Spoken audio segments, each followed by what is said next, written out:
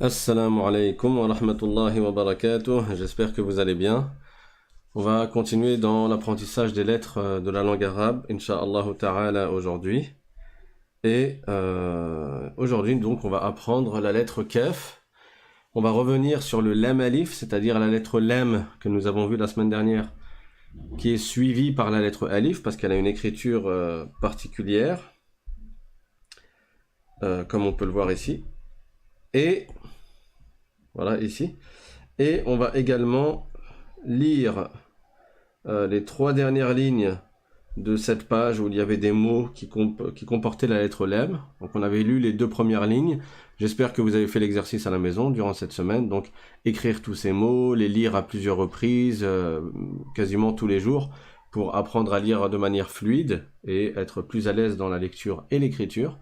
Et on va aujourd'hui également, Inch'Allah, corriger la dictée que nous avions faite en fin de cours la semaine dernière. D'accord? Bismillahirrahmanirrahim. Alhamdulillahi rabbil alamin. Wa sallallahu wa sallam ala sayyidina Muhammad. Wa ala alihi wa sahbihi at-tayyibin at-tahirin. Allahumma la sahla illa ma ja'altahu sahla. وأنت يا حي يا قيوم تجعل الحزن إذا شئت سهلا اللهم علمنا ما جهلنا وذكرنا ما نسينا وانفعنا بما علمتنا وزدنا علما.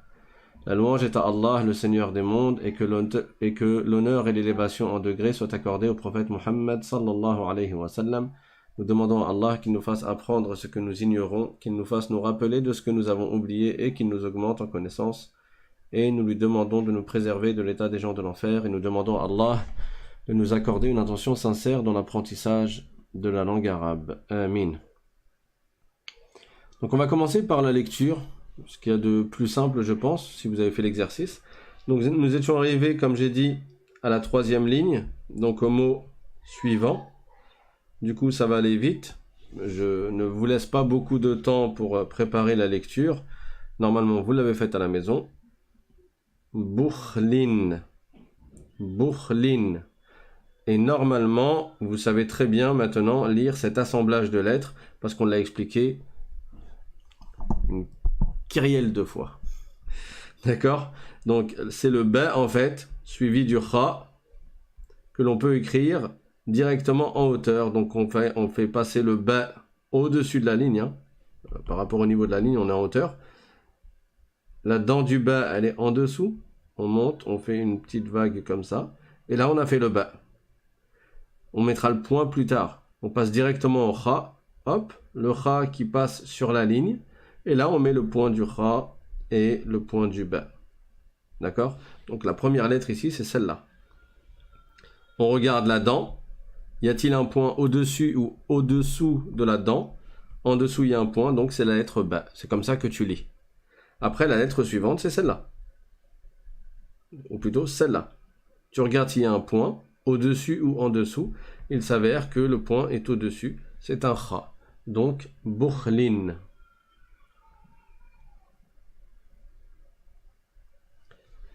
On passe au mot suivant.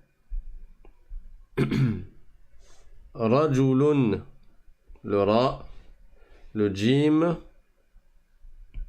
Et le lam en fin de mot qui passe, la fin elle passe sous la ligne. Rajulun. Répétez. Rajulun. Rajulun. Il n'y a pas de prolongation. On ne dit pas rajulun. On ne dit pas non plus rajulun. Mais on dit rajulun. Le mot suivant, dakhalat. D'accord? Le del ne s'attache jamais avec la lettre suivante. C'est pour cela qu'il est séparé. On reconnaît ici la forme du del. Da, ensuite kha. Et ensuite, on a le lam. Le cours de la semaine dernière portait justement sur le lam. Il ressemble au alif, mais comment on le distingue du alif? Le lam s'attache avec ce qui vient après.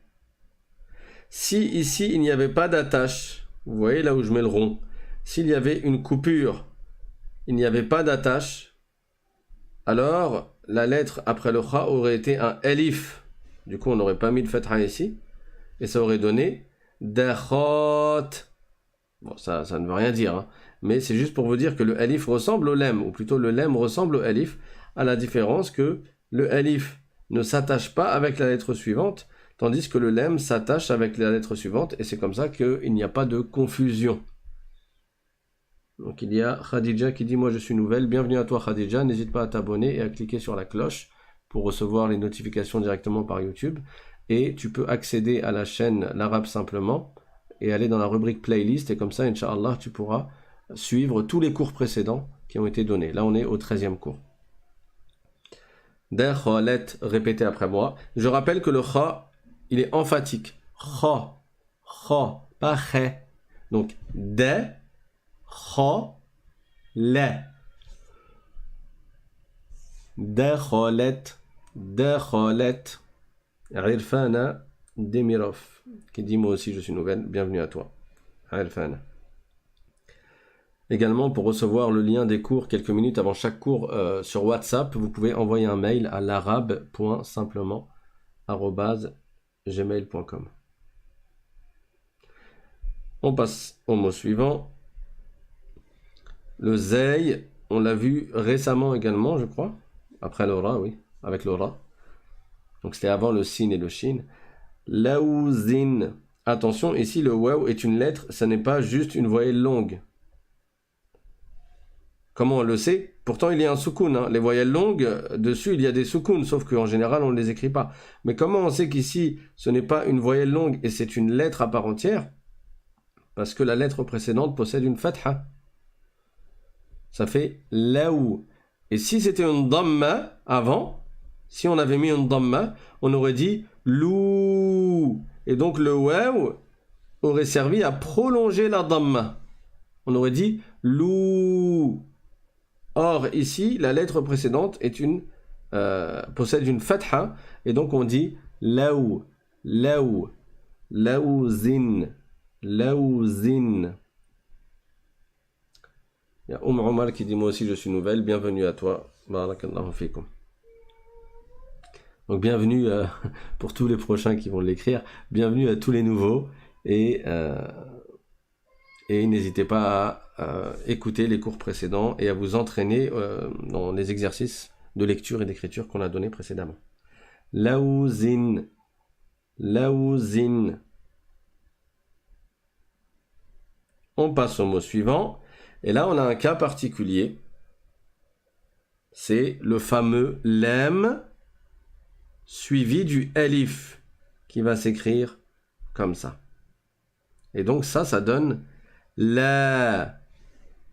Le alif ne s'attache jamais avec la lettre suivante, et donc lana, lana, lana.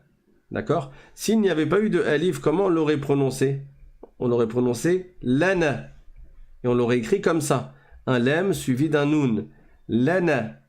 Mais là, on prolonge parce qu'il y a le alif. Et ça donne lana. Tout à l'heure, Inch'Allah, on va entrer plus en détail sur la façon d'écrire le lem suivi du alif. Je l'avais expliqué d'une manière vague dans le cours précédent. Mais là, on va rentrer comme d'habitude dans le nombre d'étapes, etc. Lana.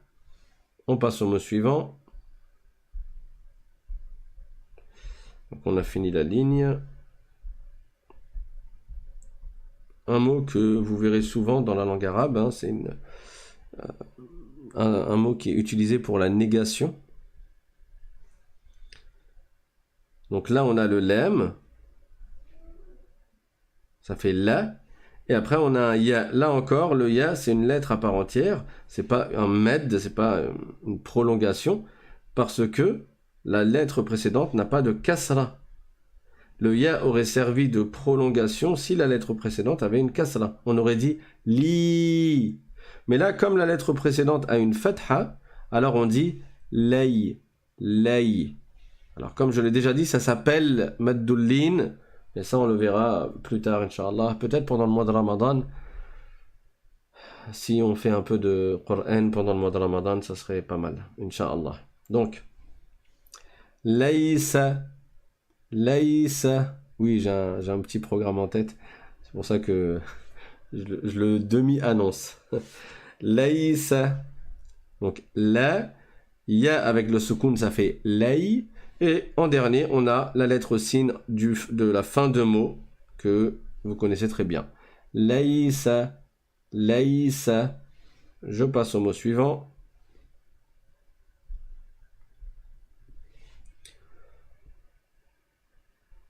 La lettre sa, qui a été étudiée dans le premier cours, je crois, dans la première leçon. Thuluthun. Je rappelle que la lettre sa, il faut sortir la langue entre les dents et de sorte à ce qu'elle tape sur les dents du haut. Sa, comme I think en anglais. Donc c'est pas un sa, c'est pas un S. C'est pas le S de serpent, mais c'est un tha. Donc c'est une lettre qui n'existe pas en français, mais qui existe en anglais. Thuluthun. Thuluthun. Thuluthun. Quand je répète, vous répétez, bien entendu. Alors quelqu'un écrit Thulubun. Non. La dernière lettre, c'est également un tha, puisqu'il y a 3 points sur la barque.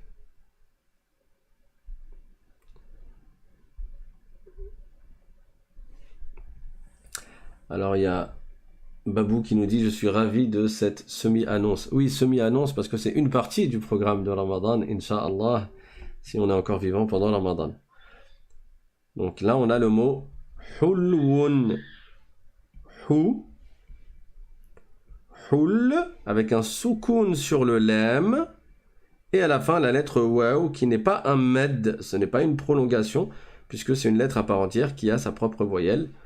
Hulwun. Ici, on a les 2 dhamma qu'on appelle le tanwin et qu'on peut écrire d'une manière plus rapide comme ça, avec une petite vague à la fin de la première dhamma et ça revient à faire 2 dhamma.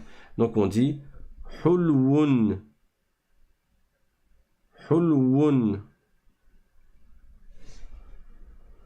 Alors il y a Mami Gaï qui nous dit « N'oublie pas de tenir en compte que nous qui te suivons avec un décalage horaire existant pour les moments de la rupture. » Alors ça va être difficile parce que il y a des gens, une grande partie qui écoutent de la France, il y en a qui écoutent au Canada, il y a des nouveaux abonnés du Japon, de la Bulgarie, de New Delhi, masha'Allah, d'Afrique, différents pays en Afrique, le Togo, le Sénégal, le Mali, la Côte d'Ivoire, Mayotte, la Réunion.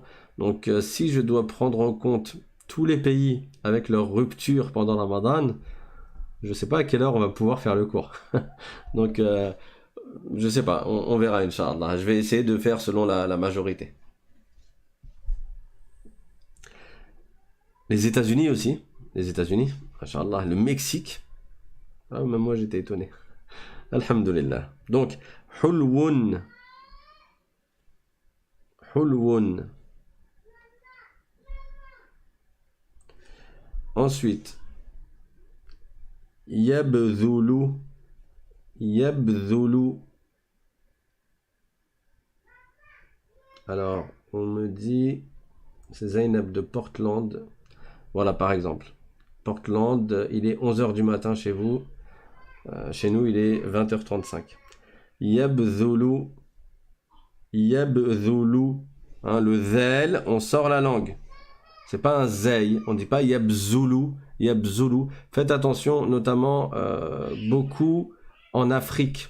Lorsqu'ils récitent le Coran, ils font l'erreur de ne pas sortir la langue et de dire un zey au lieu du zel. Et par exemple, ils vont dire al-lazina. Ils vont dire a'ouzu, a'ouzu. Et ça, c'est faux. On dit a'ouzu. A'udhu. D'accord? On sort la langue. La langue, le bout de la langue va taper sur les dents du haut. Yabdhulu. Alladhina. Siratalladhina. Alladhina. D'accord? Et là, on a le lem qui est tout seul. Pourquoi? Parce que le zel ne s'attache pas avec la lettre suivante. On passe à la dernière ligne. Va falloir qu'on accélère un peu si on veut faire tout le programme de la soirée. Khajila. Kha. Ensuite, J. J'espère que vous ne vous trompez plus entre ces deux lettres. Si vous vous trompez encore, ben je vous invite à relire les cours précédents, le PDF, et à faire des exercices de lecture jusqu'à maîtriser ces lettres. Khajila. Khajila. Khajila. Et là, on a le waw et le ya qui ne sont pas des prolongations, mais qui sont des lettres à part entière. Waylun. Way, donc le wa avec sa fatha. Le ya avec son soukoun, ça fait way. Way. Et après, lun. Waylun. Waylun. C'est bon pour tout le monde? Très bien. Donc, on va revenir maintenant sur la lettre lam. Donc, j'avais expliqué dans le cours précédent que le lam s'écrivait de cette façon-là. Donc, première étape, un petit crochet en hauteur. Deuxième étape, on fait un elif. Troisième étape, on fait une barre, un bâton qui ressemble à un ra, mais qui est plus incliné et moins long. Et quatrième étape, une virgule à l'envers, comme on a fait pour le ya. Hein, vous vous rappelez, le ya, la dernière étape du ya, c'était une virgule à l'envers, ici. Qui monte au-dessus. Là aussi, pour le lem, c'est une virgule à l'envers. C'est le même dessin. D'accord? Donc ça, c'est le lem qu'on a vu la semaine dernière et que l'on écrit quand il est tout seul. Le lem suivi d'un elif, parce qu'en début de mot, le lem est comment? Il est comme ça. Donc si tu mets un elif après, ça va faire comme ça. On dirait un U en français. Ou même en milieu de mot. En milieu de mot, un lem, c'est comme ça. Et si tu mets un elif après de base, hein, bah, ça va faire comme ça. Et ça, on ne le fait pas dans la langue arabe. Ça ne s'écrit pas comme ça. Le lem suivi d'un elif, on ne l'écrit pas comme ça. Du coup, comment on l'écrit? Bah, comme on l'a vu dans le cours précédent, on va l'écrire soit comme ça. Je vais le faire un peu mieux tout à l'heure, Inch'Allah. Soit comme ça. D'accord? Notamment lorsqu'il est en milieu ou en fin de mot. On va le retrouver comme ça. Donc, comment l'écrire de cette façon-là? C'est ce qu'on va voir maintenant, Inch'Allah, avec un peu plus de détails. Donc, le lam alif, premièrement, tu fais ton petit crochet comme d'habitude. Hop. Le petit crochet en hauteur qui est un petit trait comme ça et un petit trait comme ça. Ça va le bleu ou vous préférez une autre couleur? D'accord? Donc là, je voulais zoomer, mais en réalité, il est petit. Hein. C'est un petit trait. Hop, hop. Un petit crochet. Deuxièmement, tu vas descendre pour faire ton lem. Sauf que, au lieu de descendre complètement verticalement, comme tu es censé faire, quand tu fais un lem en début de mot, tu descends verticalement, comme un alif, et après, tu attaches à la lettre suivante. Pareil ici pour le lem au milieu. Tu montes, tu redescends verticalement, et après, tu passes à la lettre suivante. Comme on a vu dans les mots. Sauf qu'ici, comme c'est un alif qui vient après, on ne va pas l'écrire comme ça. Comment on va l'écrire? Donc, on va faire notre crochet et on va descendre à peu près verticalement, légèrement en tendant vers la gauche. Et quand on arrive à cette hauteur-là, hein, à peu près un tiers, donc à 3 points de hauteur à peu près, on va aller vers la gauche. Hop, pas trop, mais un peu.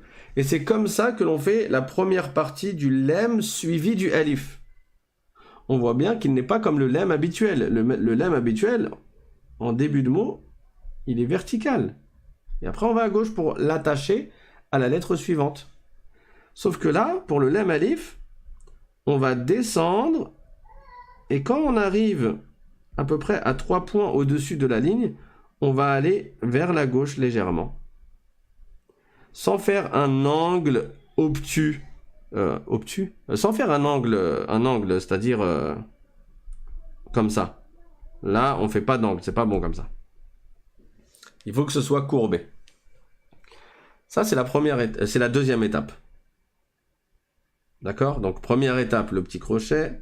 Deuxième étape, le trait vertical qui descend et qui va finir légèrement courbé. Troisième étape, vous me faites un point à ce niveau-là, un point un peu écarté. Ça, c'est la troisième étape. Il faut que ce point, il soit plus à gauche par rapport à la limite du lemme qu'on a fait, et il soit plus bas par rapport au début du lemme. Donc, quand je fais mon lemme, comme ça, le point du alif, il ne peut pas être au même niveau vertical,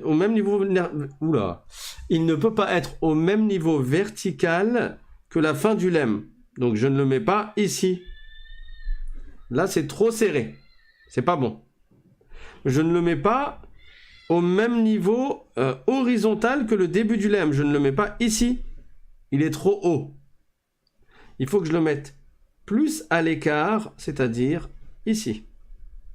Donc plus bas que la limite haute et plus à gauche que la limite du lemme qui est en bas. D'accord? Je reprends. Première étape, le crochet. Deuxième étape, je descends mon lemme et après je vais un peu sur la gauche. C'est bon? Troisième étape, je fais mon petit point comme ça, un genre de petit trait qui est un peu à l'écart. Je vais le faire là. Quatrième étape, au-dessus de ce petit trait, je vais faire mon bâton qui va croiser le chemin du lemme quand il avait commencé à bifurquer. Et là, je redescends de sorte à ne pas dépasser la limite verticale du lemme. Et dernière étape, j'attache. C'est comme ça qu'on fait le lemme. C'est comme ça qu'on fait le lemme alif. Donc, le premier trait que je vais faire en noir là, c'est le lemme. Le trait qui est en rouge, c'est le alif. Et le trait bleu, c'est une manière d'attacher les deux lettres. Vous avez compris? Vous trouverez beaucoup ce mot dans le Coran. Donc il faut savoir le lire. Ne pas paniquer en disant c'est quoi ce mot. Hop, hop, hop. Donc parmi les erreurs, il y a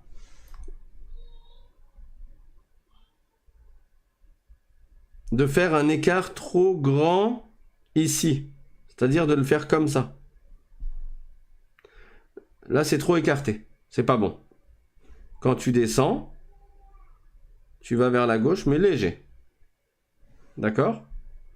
Deuxièmement, parmi les erreurs aussi, il y a le fait... Alors là, je fais le lemme. Il y a le fait que le alif, quand il arrive au croisement, après, il va plus à droite par rapport à la limite verticale du lemme. Ça, c'est pas bon.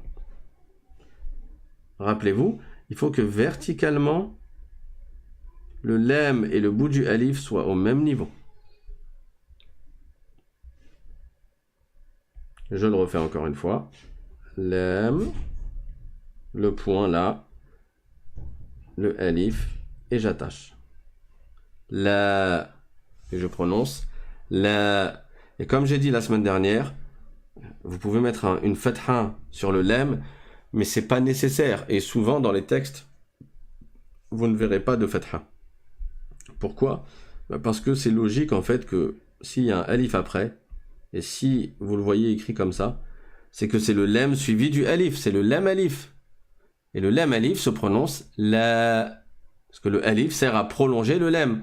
Et donc il prolonge quoi? La fatha du lemme. La... Ok tout le monde? Donc voilà pour le lam alif, en général, il s'écrit comme ça en début de mot ou quand il est tout seul. Quand il n'y a que le lam avec le alif, parce que c'est un mot à part entière. Comme on le voit ici. Maintenant, il s'écrit également comme ça quand il est en milieu de mot ou en fin de mot. Donc là, c'est différent. Parce que quand il est en milieu de mot, donc il y a une lettre avant. Par exemple, je vais mettre un ba. J'ai le bi, la lettre ba, bi. Et après, je veux mettre un lem suivi d'un alif. Bila. Bila. Comment je fais? Par exemple, le prénom Bilal. D'accord? Bilalun. C'est un prénom. Donc, je fais mon bi. Je monte pour faire mon lem.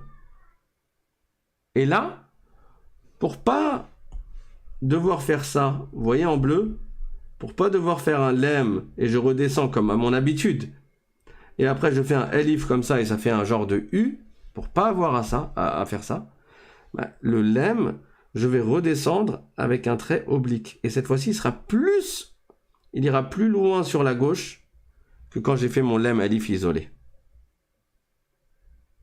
Et ensuite, je fais mon alif ici, hop, et je l'arrête là. Je ne fais pas de croisement. Quelqu'un demande comment faire pour intégrer le groupe WhatsApp. Il suffit d'envoyer un mail à l'arabe sans apostrophe .simplement@gmail.com.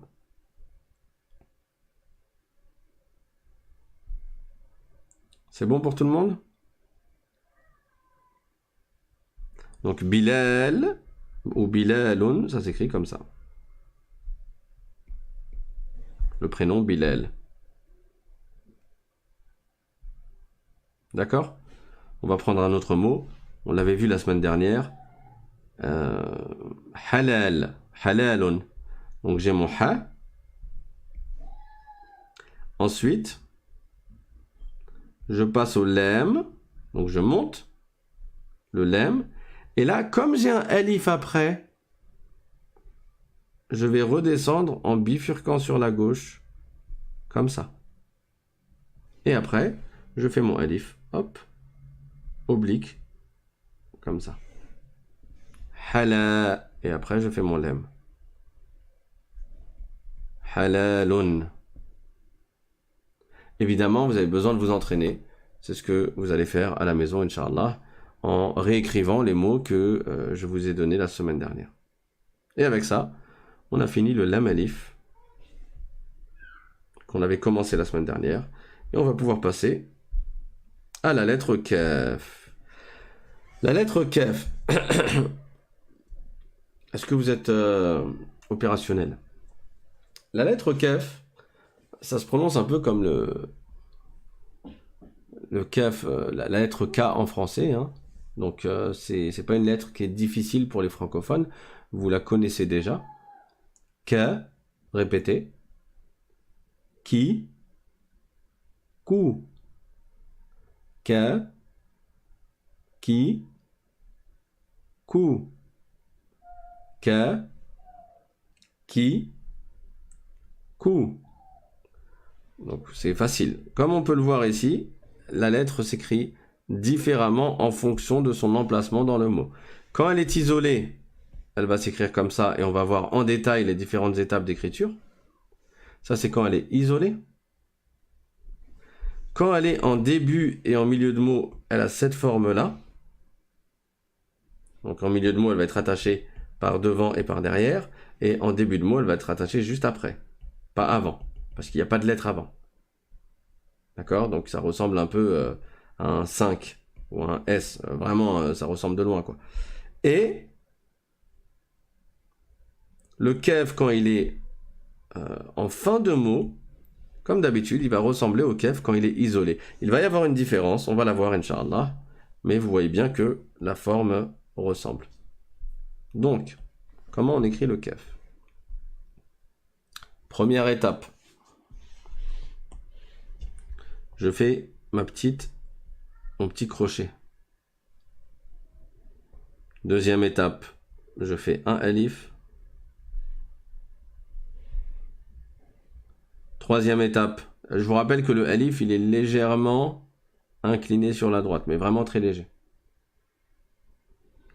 Troisième étape, je fais un trait horizontal sur la gauche qui sera plus petit que le trait vertical. Donc, la longueur du trait vertical, hein, qui ressemble au alif, elle est plus grande que la longueur du trait horizontal. Donc, c'est pas compliqué. Je répète, premièrement, le petit trait, le petit crochet. Deuxièmement, le alif. Troisièmement, un petit trait horizontal. Quatrièmement, je fais ce qu'on appelle en arabe la shara, qui est un genre d'éclair que l'on pose sur le kef. Où est-ce que je vais le poser exactement? Au milieu, c'est-à-dire que je vais prendre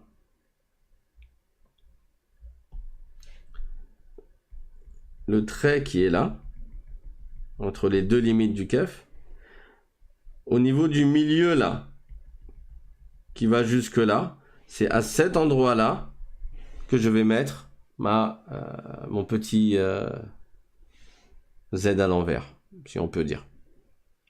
Ce qu'on appelle en arabe une shara. Ok, donc je vais faire le kef et je vais le dessiner. 1, 2, 3 et 4. Ça, c'est le kef quand il est isolé. D'accord, je le refais. Je vais le refaire en plus gros, mais ça prend pas toute la case normalement, hein. Mais là, c'est juste pour que vous puissiez voir bien. Donc voilà le kef. Et voilà le dessin que je fais au milieu. À ne pas confondre avec la hamza. La hamza, elle ne s'écrit pas de la même manière. On verra plus tard comment s'écrit la hamza. La hamza, vous savez, sur le alif. C'est pas la même manière. Là, ça ressemble plus à un éclair. Donc vous faites un petit trait qui descend, un autre trait qui est quasiment horizontal mais qui descend légèrement quand même, et un troisième trait. Voilà, ça fait un peu comme le Z de Zoro à l'envers. D'accord? Alors quelqu'un a dit ça ressemble au lemme. Le lemme, quand il est isolé, je rappelle qu'il s'écrit comme ça. Donc il n'y aura pas de confusion entre le kef. Là, je l'ai fait très gros, hein. Ne faites pas des lettres aussi grosses. Il n'y a pas de confusion entre le lemme et le kef, n'est-ce pas? Et quand le lemme est en milieu de mot, il va s'écrire comme ça. Et quand le kef est en milieu de mot, il s'écrit complètement différemment. D'accord? Il s'écrit comme on peut le voir ici. Et comme vous avez pris l'habitude avec les cours précédents, moi je vous indique les détails que au niveau de l'écriture de la lettre quand elle est isolée. Mais après, pour la lettre en début de mot ou en milieu de mot, ce que je vous demande de faire, c'est de vous appliquer à recopier le polycopier qui est dans la description de la vidéo. Et comme ça, vous vous entraînerez. D'accord? Donc, le kef en début de mot, pour vous faciliter, c'est comme un del, ça ressemble à un del. Donc, tu commences en faisant ce del là. Et après, tu fais un trait comme ça, oblique, qui est assez long. Ou alors, le trait oblique, tu peux partir du bas vers le haut. Et tu peux partir du haut vers le bas. Mais dans tous les cas, toi, tu commences par le del et après, tu fais ça. Hop. Ou bien tu commences par le del et après, tu fais ça. Moi, souvent, j'ai vu des gens faire comme ça. D'accord? Bon, après, il y en a, ils vont faire comme ça. Mais pour l'écriture, habituellement, c'est plus comme ça qu'on fait. Le kef en milieu de mot. Ton mot, il y a une lettre avant. Tu pars directement vers la gauche. Et là, cette fois-ci, tu remontes. Et après, tu reviens pour finir ton del. Ce qui ressemble à un del. Et ça, c'est le kef. D'accord? Donc, kef en début de mot, kef en milieu de mot. Prenez l'habitude, bien sûr, en recopiant les mots que je vais vous donner. C'est comme ça que vous vous entraînerez. Le kef en fin de mot,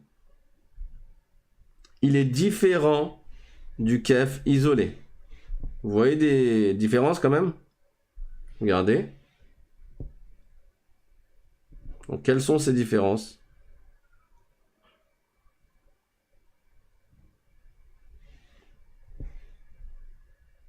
En fait, le kef en fin de mot, on va pas descendre verticalement jusqu'en bas pour faire un petit trait. Mais on va prendre le trait un peu plus en hauteur, comme ça, avant d'arriver en bas. Donc en fait, quand on va redescendre, ou même sans redescendre, vous pouvez directement partir de là. C'est légèrement au-dessus de la ligne, et là vous descendez comme ça.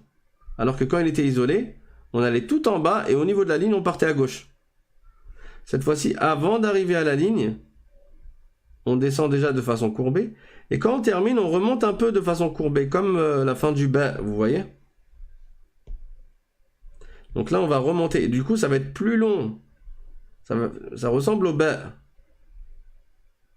Alors que le kef, quand il est isolé, la fin, elle ne ressemble pas au ba. Elle est vraiment horizontale, un petit trait, et puis c'est tout. Vous voyez la différence ? Ça, c'est le kef quand il est en fin de mot. Donc, il est courbé, il ressemble au ba, et il est plus large. Très bien. On va passer à la lecture. Je vous ai mis pas mal de mots pour que vous vous habituiez à la lettre kef. Inch'Allah ta'ala. On va commencer par le premier mot. Ah, on avait aussi une dictée à corriger. Très bien. Je vous laisse un instant pour le lire, pour le déchiffrer. Après moi, je vais le lire. Et après, vous le répétez après moi à voix haute. Kabirun.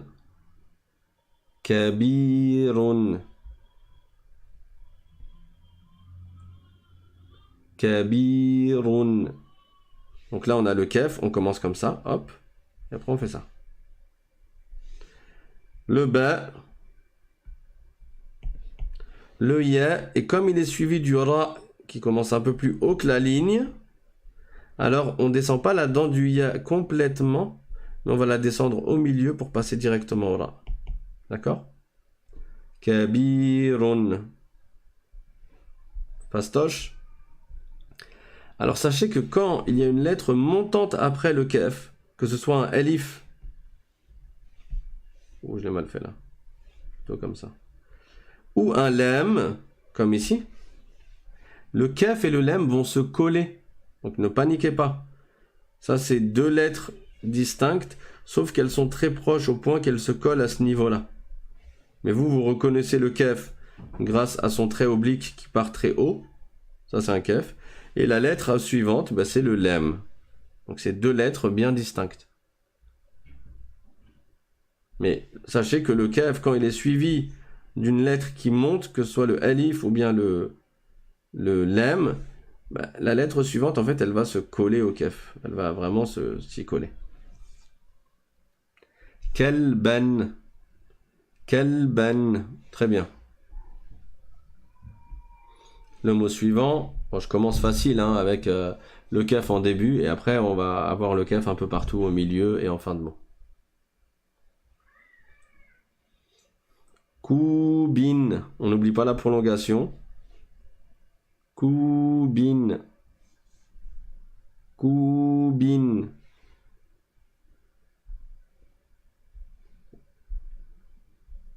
Voilà, on commence au niveau suivant. Donc là, on a un kef en milieu de mot. Yaktubuna. Là, on a le ya.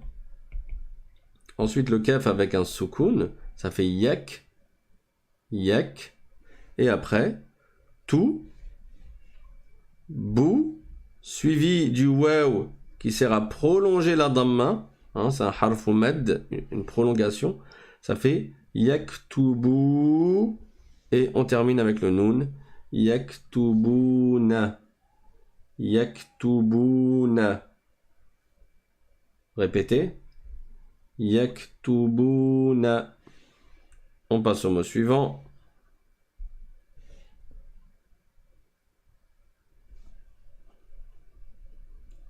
J'espère que personne ici a dit ça. Et j'espère que personne ici a dit tha. Ne confondez pas le shin avec le sin. Le sin n'a pas 3 points au-dessus. Et ne confondez pas le shin avec le tha. Le tha a 3 points au-dessus, mais il a une seule dent. Donc ça, c'est un shin. D'accord? Sheklun. Sheklun. Encore une fois, on remarque que le kef, il est collé au lemme. Sheklun. Une forme. On passe à la deuxième ligne.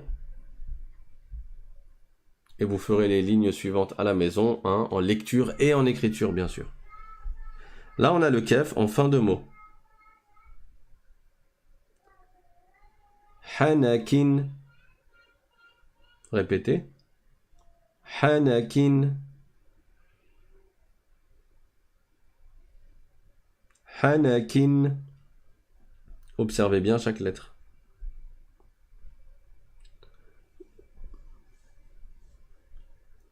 Dikun. Il y a la prolongation du del. Dikun. Dikun. Et ça nous fait réviser les lettres qu'on a vues dans les précédents cours. Alors là, on a à peu près le même mot, hein. Dans les deux cas, il s'agit d'un coq. Un coq, en arabe, ça s'appelle un dik. Sauf que, quand le tanwin, c'est un tanwin de dhamma, la dernière lettre, c'est le kaf. Donc on va l'écrire comme ça. Mais quand je mets un tanwin fatha, alors quand est-ce qu'on met un tanwin dhamma, quand est-ce qu'on met un tanwin fatha ou un tanwin kasra, ça c'est une question de grammaire, c'est une question grammaticale qu'on verra dans les cours de grammaire bien plus tard, incha'Allah. Pour l'instant, on se concentre sur l'apprentissage de la lecture et l'écriture. Mais quand on met deux fatha, on met un tanwin fatha, à partir de là, on doit rajouter un alif après. Et comme on rajoute un alif après, le kaf n'est plus en fin de mot. Donc on ne l'écrit plus comme ça. On va l'écrire comme ça. Dikan. Dikan. Dikan. Là, je vous ai mis une phrase, même s'il y a des lettres que vous n'aviez pas encore vues, notamment la lettre Ha, mais ce mot-là, vous le connaissez, c'est le nom Allah. Donc là, il y a écrit Allahu, Allahu. Et cette phrase, vous la connaissez. Donc on commence par ce mot. Baraka. Le ra, attention, il est emphatique. C'est pas re, re, c'est ra, ra. Baraka. Baraka. Ensuite, le nom de Dieu. Quand je fais la liaison, ça donne Barakallahu. Barakallahu. Et le troisième mot, alors on peut en mettre plusieurs. On peut mettre Fika, hein, c'est ce que vous connaissez le plus. Mais comme on n'a pas vu la lettre Fa, du coup j'ai choisi une autre lettre qui donne un autre mot qui est valable également. C'est Laka, avec le lem que vous avez déjà vu. Donc ça donne Barakallahu laka. Barakallahu laka. Et du coup, qu'est-ce que vous remarquez? On remarque qu'il y a un alif après le ba. Parce que beaucoup prononcent mal cette phrase. Quand ils disent Barakallahu fik, beaucoup de gens, ils effacent ce alif dans la prononciation. Mais sachez qu'en supprimant ce alif, ça donne un autre mot. Ça donne ce mot-là. N'est-ce pas? Puisqu'il n'y a plus d'alif. Et baraka, ça ne veut pas dire baraka. Ce sont deux mots différents. Donc ici, j'ai baraka.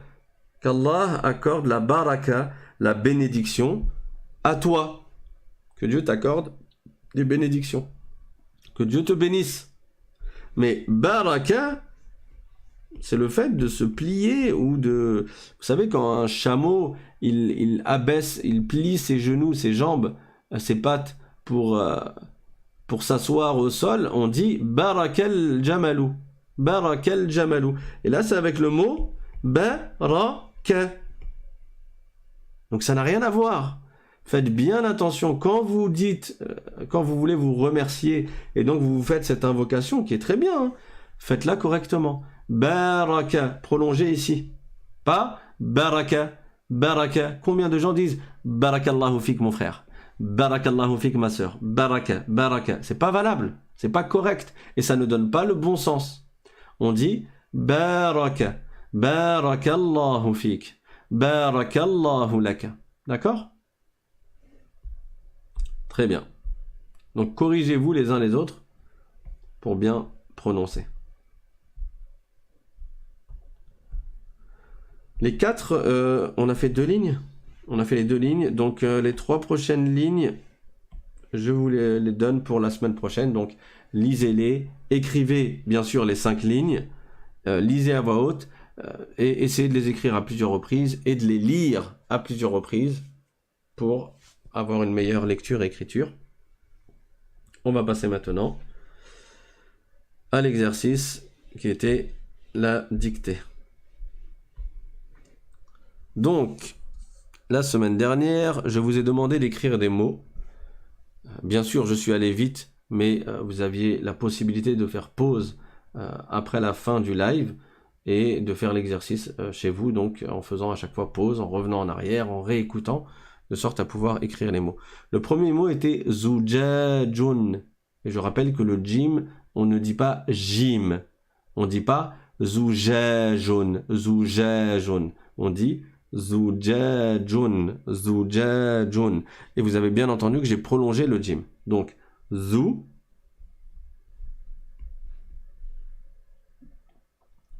Ja.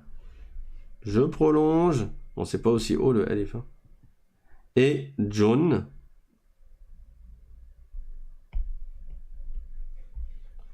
Voilà pour le premier mot. Zujajun. Ça, c'est le chiffre 1 en arabe. Zujajun. Alors, quelles sont les fautes possibles à ce niveau-là? C'est que la personne n'ait pas fait attention à la prolongation, malgré mon insistance. Donc il est possible que certains aient écrit comme ça. Zujajun. Et ça, c'est une erreur. C'est une faute. Quelqu'un demande pourquoi dans Allah, le alif lam n'est pas attaché. Je vous ai mis le mot, mais on n'a pas encore vu toutes les règles par rapport à ce mot-là. C'était juste pour vous donner un exemple de phrase dans laquelle il y a la lettre kef, et une phrase que vous connaissez, que vous récitez beaucoup. Mais la réponse à ta question, on y viendra plus tard, Inch'Allah. Ça n'est pas le sujet du cours.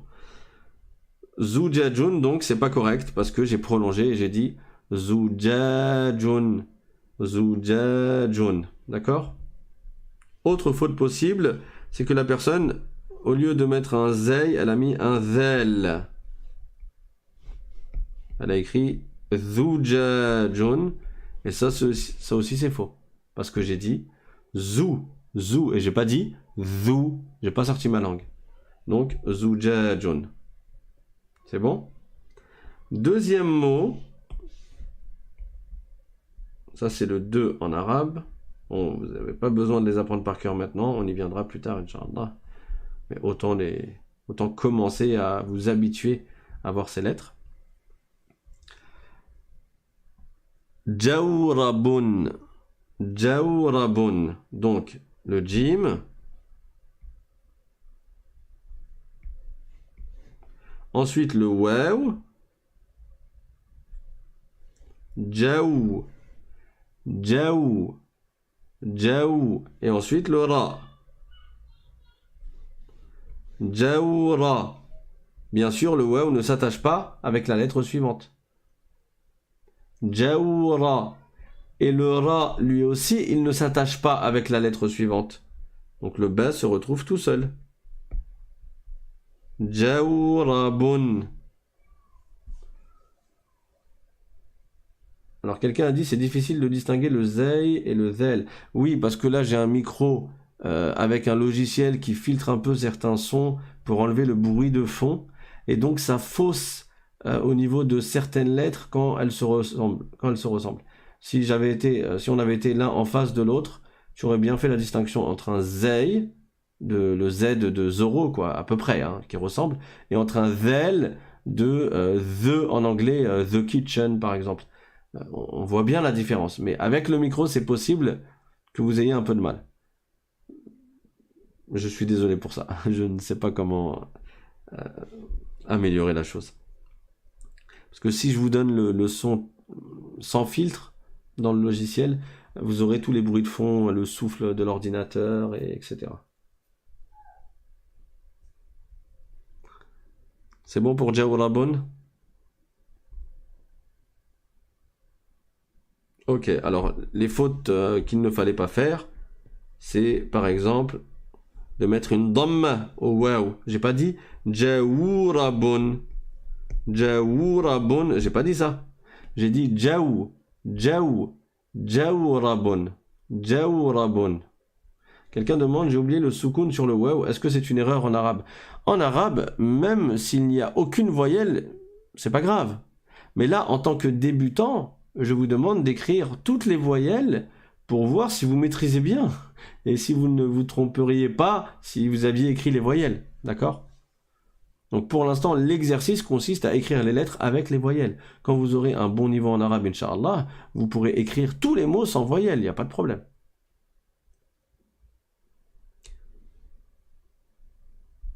Le mot suivant, donc le troisième, ça c'est le chiffre 3 en arabe. Je vais refaire le 2 mieux. Voilà. Wirdan. Wirdan. Donc le oui, c'est le waw avec une kasra. Ensuite le ra avec un soukoun. Wir. Et après le del avec les deux fatha. Mais comme il y a deux fatha, je dois obligatoirement mettre un alif après. Et là, qu'est-ce qu'on remarque? Le waw fait partie des 6 lettres qui ne s'attachent pas avec la lettre suivante. Le ra, pareil. Le del, pareil. Donc chaque lettre est séparée de l'autre. Et pourtant, on a un seul et même mot. Wirden avec que des lettres séparées.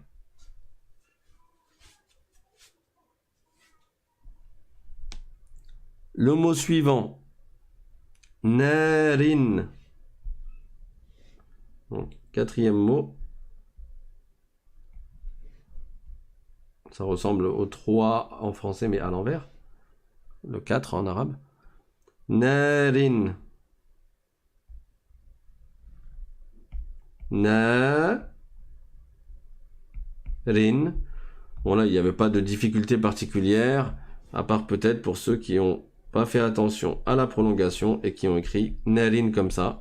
C'est pas bon, parce que j'ai prolongé. Narin. Narin. C'est bon? Cinquième mot de la dictée, c'était thawrun. Le 5 en arabe, c'est un peu comme un 0 en français. Voilà, je me suis trompé de stylo.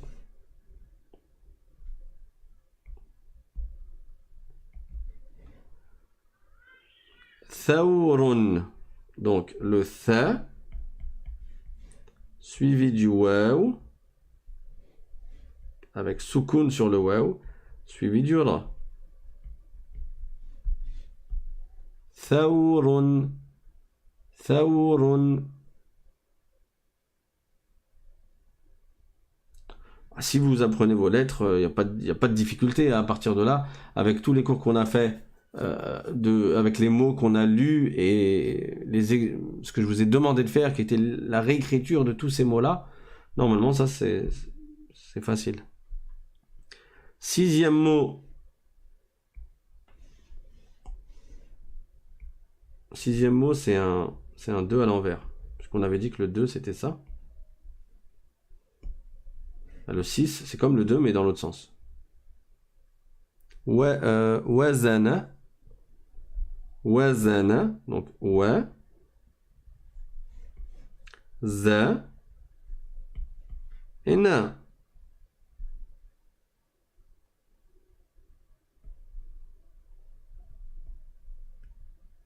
J'ai un peu raté mon noun. Ouais, on va le refaire.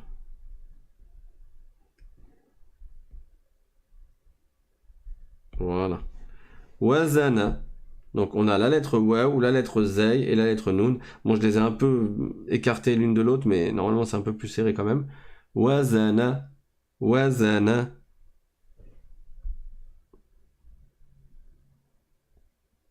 C'est bon? Pas de difficulté particulière. Il faut juste connaître ces lettres. 7e mot. Le 7, c'est comme un V. Zada. Donc encore un zay, un alif et un del. Et encore une fois, les lettres sont séparées parce que chacune ne s'attache pas avec la suivante. Zada. Pas de difficulté particulière, sauf pour ceux qui ont oublié de prolonger. Et là, c'est pas correct. Zada. Et pour finir, le 8e mot, c'est un V. Le 8, c'est un V à l'envers. Ça ressemble à un V, mais à l'envers. Zaytun.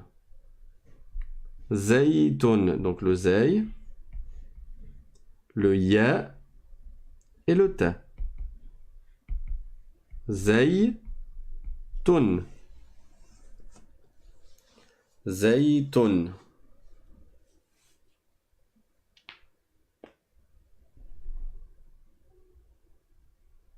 Et voilà. Donc, pour la semaine prochaine, Inch'Allah, je ne vais pas vous rajouter une dictée. J'avais déjà beaucoup à faire. Donc, lire les 3 dernières lignes de cette page. Et de toute manière, vous allez relire toute la page et écrire les mots de cette page et vous entraîner sur tous les cours précédents. Parce que la semaine prochaine, Inch'Allah, on va aborder une nouvelle notion en plus des lettres. Il est important que vous maîtrisiez les lettres précédentes et toutes les notions qu'on a vues, donc le tanwin, le alif à la fin quand il y a un tanwin fatha, la façon d'écrire les lettres en début, milieu, fin de mots et quand elles sont isolées. Donc entraînez-vous bien, révisez bien tous les cours précédents, pas forcément les cours vidéo. Vous pouvez juste prendre le PDF et vous entraîner à lire et vous entraîner à écrire et observer sur votre cahier les endroits où vous aviez commis des fautes et essayer de bien voir la différence entre les fautes que vous aviez faites et la correction que l'on avait faite. Entraînez-vous bien, révisez bien, maîtrisez en gros tout ce qu'on a vu jusqu'à présent. D'accord? Barakallahu fikum. Donc, vous me faites ça, vous écrivez bien sûr une ligne au moins de chacune de ces lettres-là, ka, avec le alif, ku, ki, on voit bien que le ya, il passe directement sous le kaf, hein. Quand on dit ki, comme on avait vu avec d'autres lettres, ken, kun et kin. D'accord? Je ne vais pas vous donner plus de travail que ça, si ce n'est de réviser tout ce qu'on a vu avant, Inch'Allah. Barakallahu fikum. Les nouveaux parmi vous, vous pouvez vous inscrire en envoyant un mail à l'arabe.simplement@gmail.com. Ça vous permettra de recevoir les liens des cours quelques minutes avant chaque live par WhatsApp. Et vous pouvez aussi cliquer sur le lien Tipeee qui est dans la description pour ceux qui veulent participer et soutenir. Voilà, tout simplement. Barakallahu fikum. Wa akhiru da'wana anil hamdulillahi rabbil alamin. Je vous donne rendez-vous demain, Inch'Allah, sur la chaîne L'Islam Simplement, pour la suite de l'histoire de la vie du prophète Muhammad, sallallahu alayhi wa sallam. Subhana rabbika rabbil izzati amma yasifun. وسلام على المرسلين والحمد لله رب العالمين والسلام عليكم ورحمة الله وبركاته.